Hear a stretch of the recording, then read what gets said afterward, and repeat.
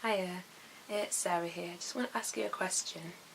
If you maybe don't know Jesus personally and you were hesitant to, or you put it off because of things you've heard about him or perceptions you have built about him, whether by yourself or from other sources, I just want to challenge you. I was thinking this morning and I thought, where did you get those ideas from? Just thought I wanted to ask you, for you to ask yourself, not for me, but just because I think it's a really important question, where did you get those ideas from, especially if they are having the effect of keeping you away from getting to know Jesus for yourself. And if Jesus was just anybody, I'd be like, well, cool, it's not a big a deal. But if he is who he says he is, like the Son of God and the only way to eternal life, like the only way for your soul to live in eternity on the good side, that's a pretty big thing to take chances on. I think you need to truly consider, why have I not considered him properly for myself? Why have I not researched him and the words he spoke and the events surrounding his life in both, whether the Bible and even in basic historical secular history? Like, why have I not genuinely given this thought? It's easy to just be fed what the world and people in the world will tell you, what media might tell you, what friends who don't believe might tell you. But have you truly investigated both sides? I think it's very serious and deadly to one's own soul to not consider something that could have such big ramifications. And I would really encourage you, and by encourage I mean like a strong recommend,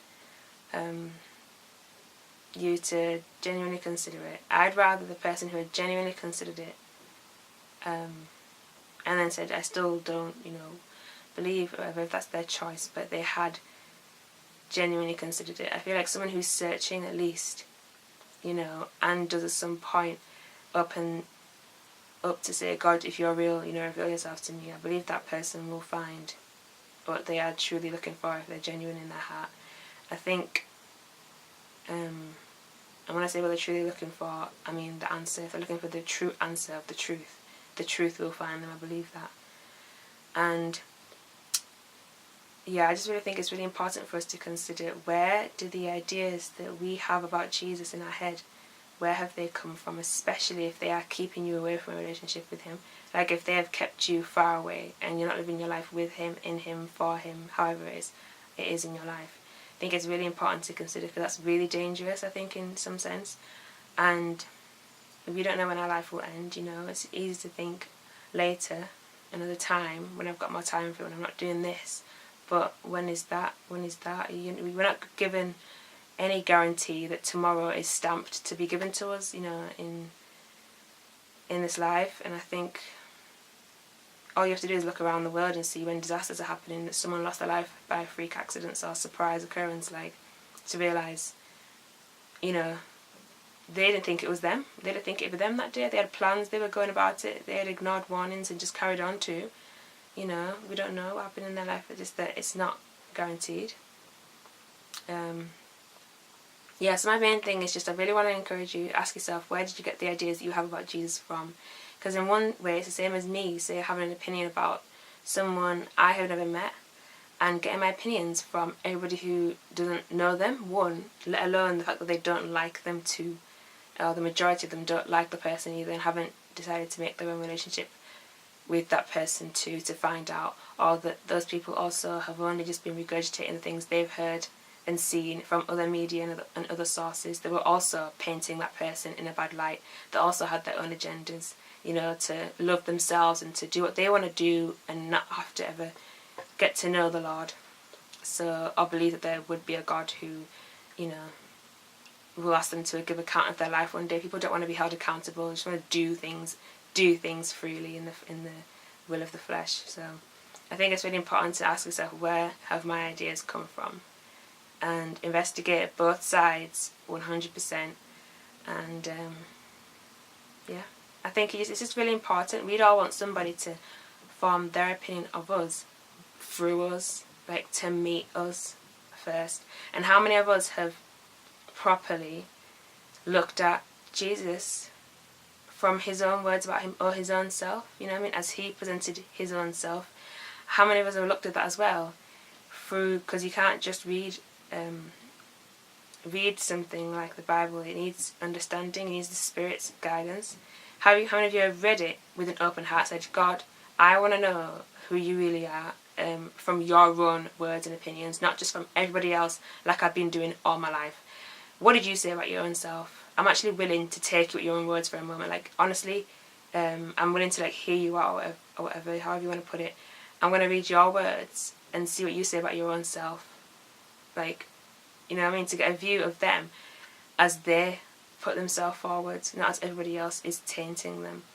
I think that's very important. And if you do it openly and genuinely, I really do believe God will meet you there and reveal himself to you. And but yeah, just like that, just think about yourself. Would you want somebody to form, someone who you could have had a best relationship with? Think of the friends that you have right now. You're so good and you're so close and you're so much friends because, you know, you two have gotten to know each other.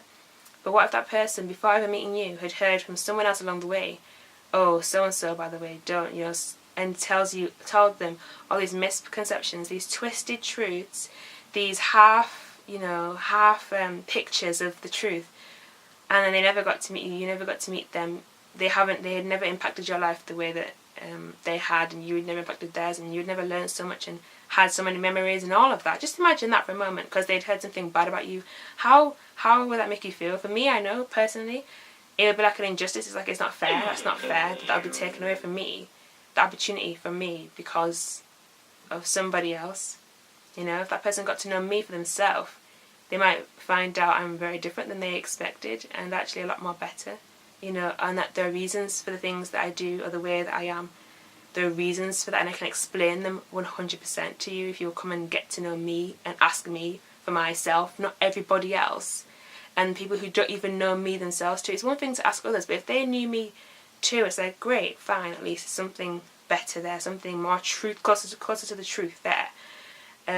People who have also come to know me personally and gotten to know me and understood why I do the things I do, or how I am the way I am, and what I really want for everybody, you know.